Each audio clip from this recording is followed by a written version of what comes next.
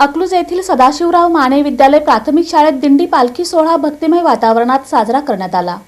विद्यार्थ्यांनी वारकरी वेशभूषेत सहभाग घेत हरिनामाचा गजर केला।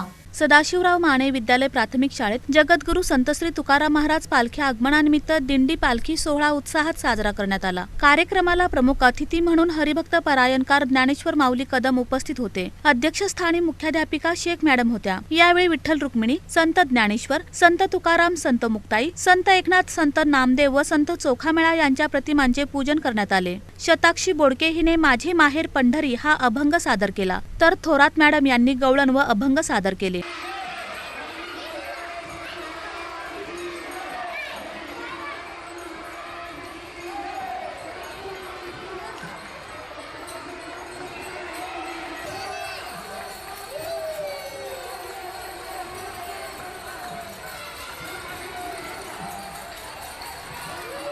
यानंतर शाळेपासून सदुभाऊ चौक, महावीर स्तंभ, गांधी चौक मार्गे भव्य पालखी मिरवणूक काढण्यात आली। शेवटी शाळेच्या प्रांगणात गोल रिंगण सोहळा, भजन, अभंग व आरतीने कार्यक्रमाची सांगता झाली। कार्यक्रमात सर्व इयत्ता प्रमुख, शिक्षक, शिक्षिका, शिक्षकेतर कर्मचारी व विद्यार्थी उपस्थित होते। सूत्रसंचालन मिसाळ सर यांनी केले, तर छायाचित्रण कादर शेख यांनी केले।